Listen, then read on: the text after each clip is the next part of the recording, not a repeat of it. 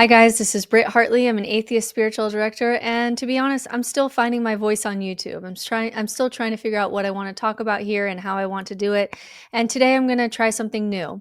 My safety is kind of going into teacher mode, and I just kind of talk for an hour about some concepts. But today I'm going to do a personal experience, and I'm going to show you from my personal life how I approach ritual.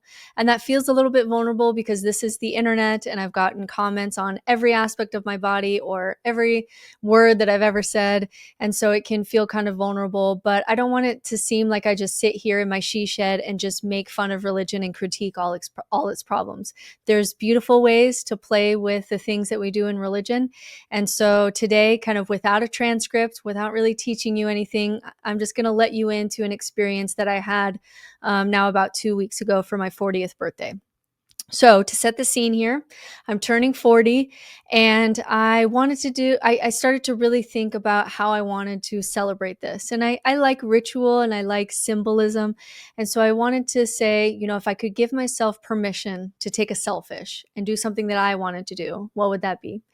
And so I had this idea that I was going to gather all of my girlfriends. Now, already that kind of sounds privileged, that you're going to say, I wish I had a community like this. But I just want to let you know, like 5 years ago, I had no friends. I had no job. I had a falling apart marriage. I had not a single person that I could talk to. My life had fallen apart. I had no one. So even though I do have girlfriends today, it all comes from the last few years of me just taking off my mask, showing up authentically and saying, I really like you and I really need some new friends in my life. Can I take you out for coffee? Right? It takes a lot of vulnerability.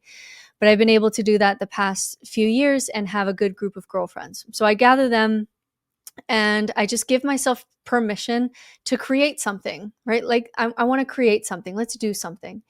And so I was really thinking about how I wanted to mark kind of, first half of life, being up to when you're 40, and then second half of life, and kind of have a ritual that helps me move from everything that I learned and experienced and all the heartache of first half of life and move it to where I want to go through, where I want to go to in second half of life. And some of that even includes like some archetypes. So we talked with, the lady that I had help with this, her name's Lizzie, and she's this incredible crone energy. She's 75 years old and she was like an anthropology professor, and she's just really versed. She's very witchy, and she's very versed in feminine spirituality.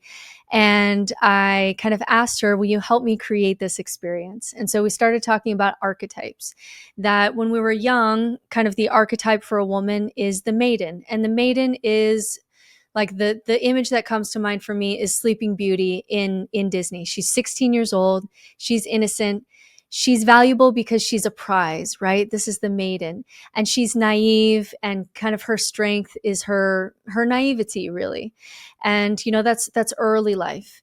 And then for the archetype of women in story, they go to the mother phase. And the mother phase is very busy, where you are doing so many things. And even if you're not a literal mother, it's just a time where you're really expanding your skills.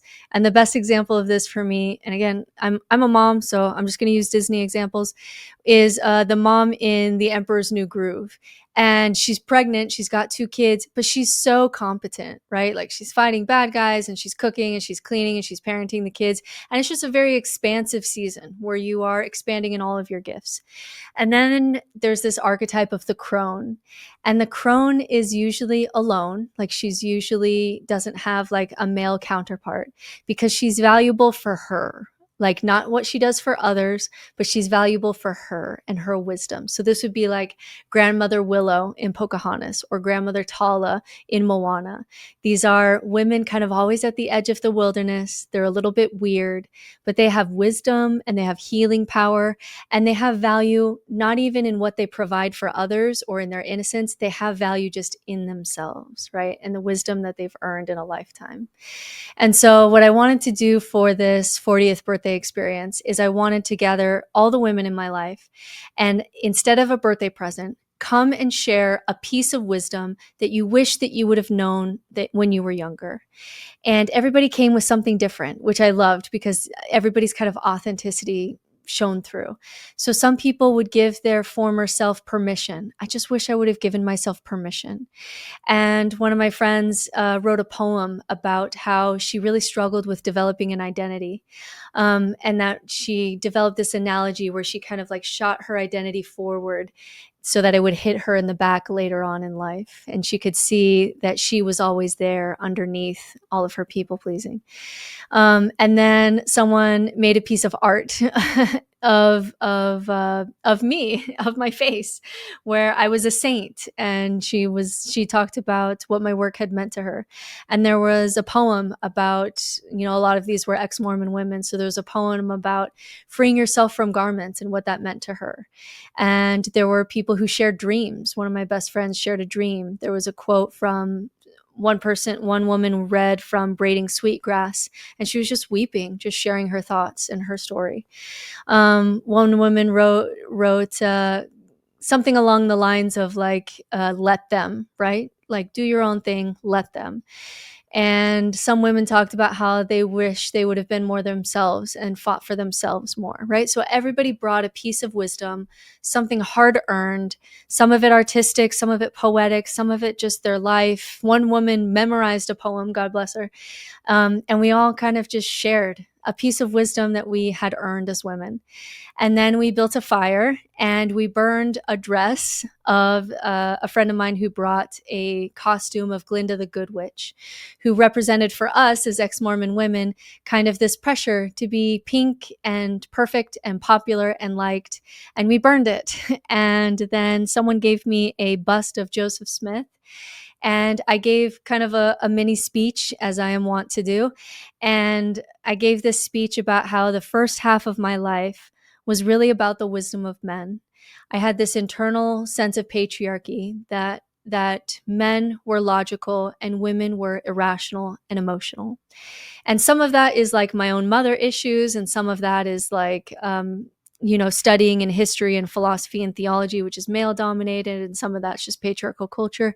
But really the first half of my life and all of these books behind me are written by men who claim to know things about the universe. And I studied all of their books, like all the philosophers and theologians, and I tried to make sense of all the wisdom that had been recorded by men. And I don't discount that. Like, there's mountains of wisdom in the books behind me. But I was essentially a head where the only way that I was a body, or the only job that my body had, was just moving my head from room to room, right? It was a half life. It was an incomplete life. And I also built my life on the wisdom of men in ways that didn't fit me as a woman. Like, Joseph Smith had no idea what it was like to be a woman and have to share your husband, with other women in the afterlife. Like, that wasn't his experience. He got to have sex with whoever he wanted to. So I really see my first half of life as really being guided by the wisdom of men. And there was beauty in that, and there was wisdom in that, and there was knowledge in that.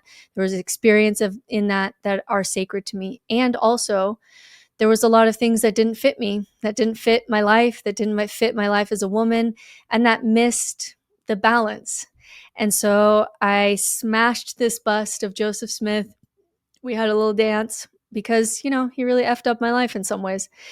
And then I really wanted to, and then I had this statue of Athena. Actually, she's usually right there, but I took her inside my house because now she's like extra sacred to me because she was a part of this night.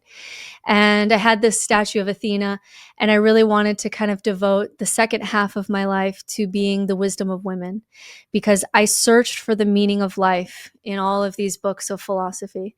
And what I found was that I found meaning in life in what women in my life were doing already, right? Showing up in ways to reduce suffering, to living an embodied life and focusing on life at the level of experience, and relationships and projects and things we're standing for and things we're standing against. And so I just really found in feminine forms of spirituality and feminine wisdom a lot of the things that I was missing in first half of life. Now, that's not everyone. like that's just my journey towards balance, right? So I had a very kind of masculine oriented, based on being in this very patriarchal culture of religion, early experience. And it took me a long time to kind of find the other side of the coin, what we call more feminine forms of being and embodiment.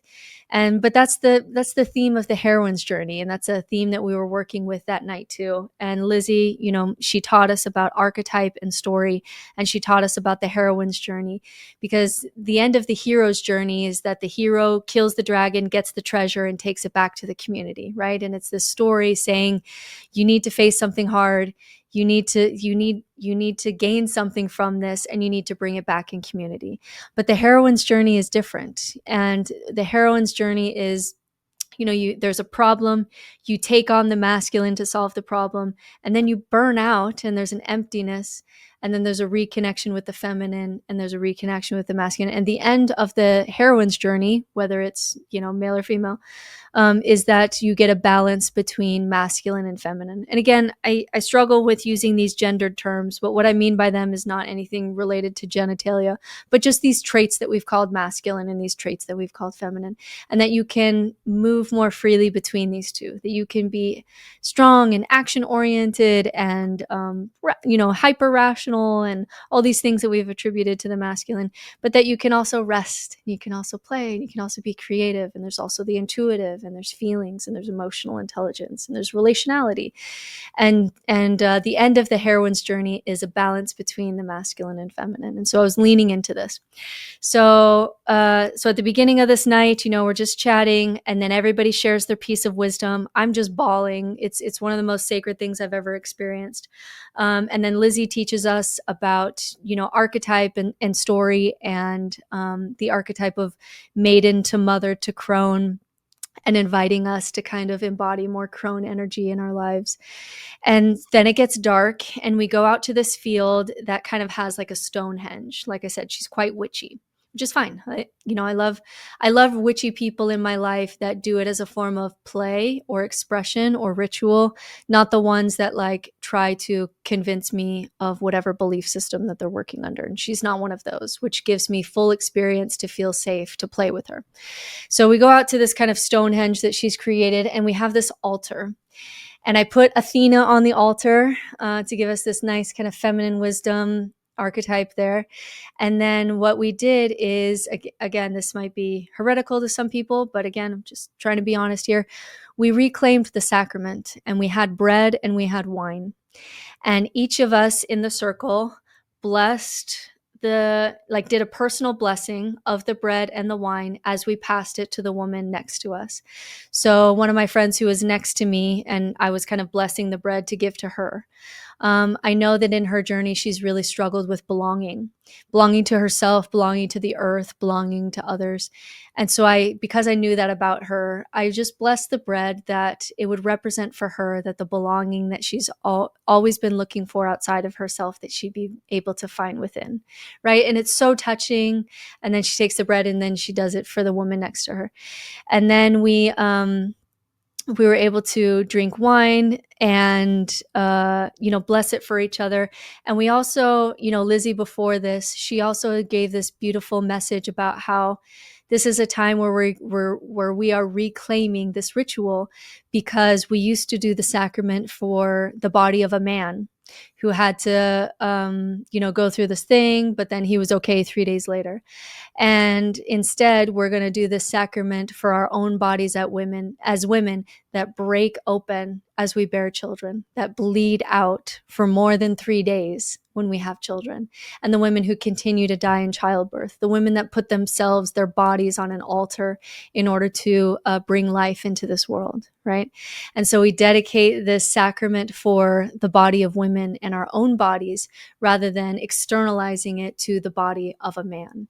And so each woman kind of blessed it for the next woman, and it represented our own embodiment, and it was just really beautiful, really sacred. And then what we did after we finished this sacrament is we lit incense with an intention of what we want to do to move forward into our next chapter, until we had this cauldron of incense of, 20 different people. And then we just kind of hugged each other, and some people took off their bras, and we had music, and we sang together, which was really powerful, and we danced together, and it got quite witchy and very beautiful. And then we came inside to share, to do some grounding, because some of these experiences, especially when you're walking together in this very kind of meditative way, because we did some meditative walking at some point in this, the details are kind of fuzzy for me. You almost get in like a trance state that is a different state of consciousness that requires you to kind of ground a little bit, eat some food before you kind of get into a car. So we came inside, and everybody brought some kind of food. So we shared sourdough bread, and people made desserts and fruit trays. Some people had gifts for me, even though I told them not to. Some women had sewn things or picked flowers from their garden. And so I got to go home with, someone sewed me an apron, someone sewed me a cape, someone brought flowers from their garden. And we just tended to each other as women. We just tended to each other. And then we hugged, and there were tears and laughs late into the night. So there were so many religious elements to this night. There was ritual, there was sacrament, there was teaching, there was symbolism, there was blessing, there was music, there was singing, there was dance, there was wine and bread, there was wisdom, there was fellowship, but there was no doctrine. There was no requirement of belief, and there was no cult leader. Everyone actually brought something to share collectively. It was everything that I had ever wanted church to be. And it was on a farm, a literal farm of a 75-year-old woman who's kind of just a crone in my life, in farm country, Idaho. Like, she is way out in farm country. And so the reason that it's hard to put this experience out into the world is because religious people will comment, and I'm just like ready for these comments, that you're just doing counterfeit religion. Like, come over here and experience the real Eucharist, the real sacrament. You don't have the proper priesthood. There's no men here. All this does is prove that you need to do religion, and you're just doing it in a counterfeit way. Like, I know that argument is coming. And then there will be atheists or hyper-rationalist people, or people who come from religious trauma, who would just feel very uncomfortable. Like, why are we dancing around and blessing bread? It's just bread. Like, there's nothing magical about this bread. And like, it's true, there's nothing magical about this bread. And they'll say, we don't need to do any of this woo stuff. Like, this is all woo, and this is all anti-intellectual, and this is stupid. And I think both camps fundamentally miss the point. Religion tries to take sacred experiences like that and put it into a manual with a hierarchy of men around it until it loses any heart and beauty in it.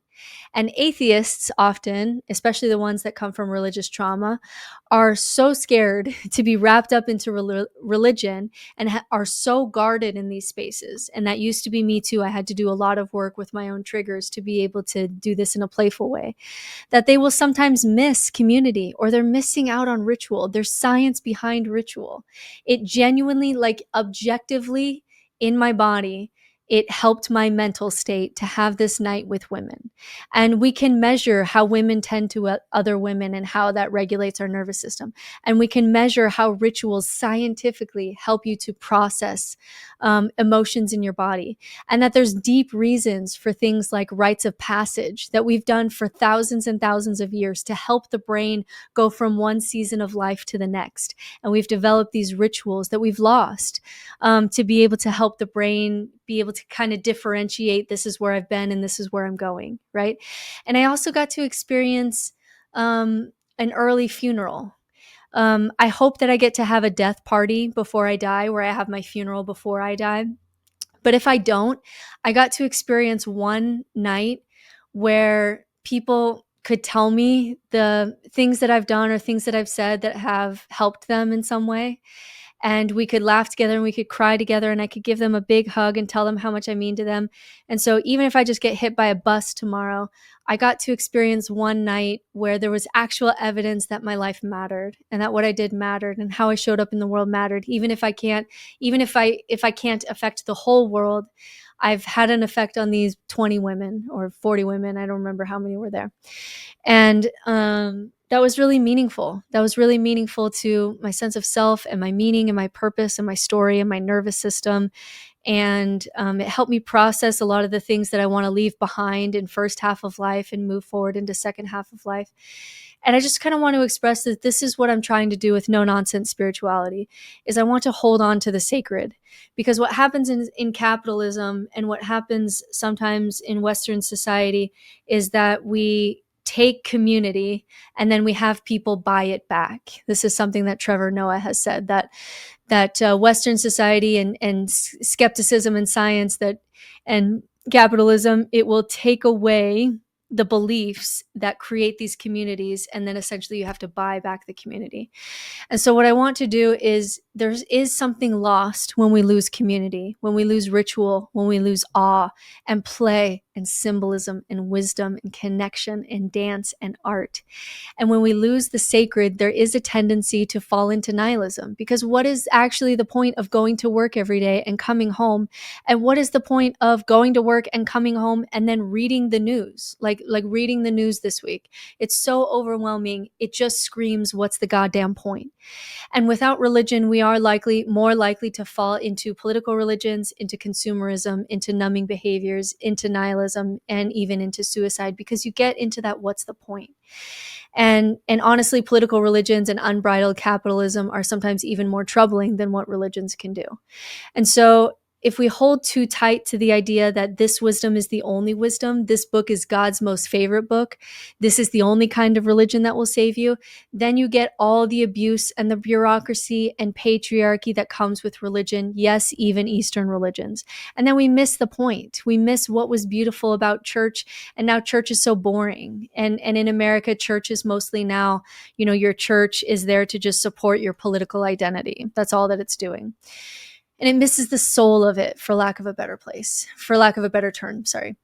And so I just feel like sometimes in post-religious society, we're so scared of getting sucked into cults or sucked into religion, that we miss that you can create beautiful moments like this that have all the benefits of religion, because we have to remember that we co-evolved with religion for a reason and had none of the sexual abuse, none of the patriarchy, none of the issues, right? There's ways that we can still hold on to the beautiful things and not throw the baby out with the bathwater. So my hope here is, I want to carve out a little place on the internet where I can drown out the loud voices of religion, particularly white Christian nationalism in America, but religion in general and their theological wars. And we can drown out, let's be honest, the smug arrogance of atheists that just feel better than everyone because they don't believe stupid religious things, right? But they're missing some of the most beautiful aspects of life, which sometimes makes them more stupid than they realize. And what I want to carve out is that there's this space in between where there's something accessible to everyone just because you're a human. And even if we mess it up most of the time, when we get it right, like I did last week or 2 weeks ago when I had this birthday party, it's the most beautiful thing in the universe. That of all the suffering that I've had in my life, I'm glad that I got to exist, to experience a night of true blessing, true awe, and transcendence, and love, and care, and beauty, and wisdom, and symbolism. There was just so much packed in to a few intentional hours where I just said, I'm going to take a selfish and I'm going to create something. And I had to drown out my own voices of like, oh, is that going to annoy people? Or are people going to show up even? Or are people going to like this? And then you kind of push through those doubting voices and say, I only have one life. I'm only going to turn 40 once. I'm going to create something. And one of the most beautiful things about this is I posted this on TikTok a few weeks ago because I turned 40 almost a month ago now. And there were two women who kind of recreated this evening, not because of anyone's birthday, but they gathered their girlfriends and they everyone shared a piece of wisdom, and they did a little ritual of letting something go and inviting something in for the next chapter of life. And they sent me a picture, and I got to see that someone was inspired by the night that I put together, and someone created a night of their own. And these women had the most beautiful night together that really filled their cup. And it was so, so beautiful. It's one of those moments where like there's something here in humanity that's worth fighting for. There's something here worth experiencing. There's something here worth saving. And there's also on all sides things to fight against when religion goes wrong. So I thought to finish this episode, I've had a lot of requests to kind of do a tour of my she shed. So I'm going to get on my phone here and get off of this camera, and I'm going to upload a video and kind of give you a tour as I'm kind of opening myself up a little bit more vulnerably on this episode. So see you on the other side. Okay, starting with my art wall over here, we're going to start with Weezer. This is how my soul sings. For some people, they really love like all kinds of art and music. For me, it's Weezer, and it's always been Weezer. I love themes from Lord of the Rings that still inspire me. So I have my green dragon and prancing pony, the white rabbit for all the rabbit holes that I go down to. I loved studying Dante's Inferno and the soul journey that you take with that. This is Velociraptor, which I love. I got to visit the Duomo. I got to visit Florence, which was my favorite place of study when I was studying history. This someone made for me, and it's one of my most precious things. Someone painted it for me. And it was the quote from Nietzsche that says, "You can throw a rose into the abyss to thank the monsters that didn't succeed in swallowing you whole." And so this is a guy who's throwing roses into the abyss, and it's someone that I was able to help in his nihilism. And so it's very precious to me. Some Michelangelo that I've always loved. Ha ha ha, the rock scene from Everything Everywhere All at Once. Saint Calibri represents to me the best of what religion does. This is How I Want to Die, eyes wide open, like Socrates. This is Chiron, the wounded healer. I really love the concept of the wounded healer. This is kind of a Dalai Lama meditation on dying that you can't really read. I put up a Christopher Hitchens picture because once in a while, especially when I'm engaging on social media, I just need a little bit of courage, and he gives me that. This is a picture of the Circles of Heaven from Dante. This is a Ravenclaw thing that I got when I took my kids to Harry Potter. And then I have some saints here, some of my saint candles. My friend gave me this three-eyed raven. And let's see if there's anything interesting in here. These are just places that I've been. This is when I used to teach Mormon seminary, and I had each kid write down their beliefs in their own kind of Book of Mormon plates. This is like my treasure box, and this is where I keep letters from my kids. And let's see what else I can show you. Books. Winged heart is a symbol for mysticism and a mystic approach to religion. Here is Sisyphus and his rock that he's pushing up the hill. That is just was such a great help for me when I was in nihilism. I have some tarot and archetype decks. This I got from studying when I went to the East. When I went to Thailand, I was studying various aspects of Eastern religion. Same thing with these prayer flags.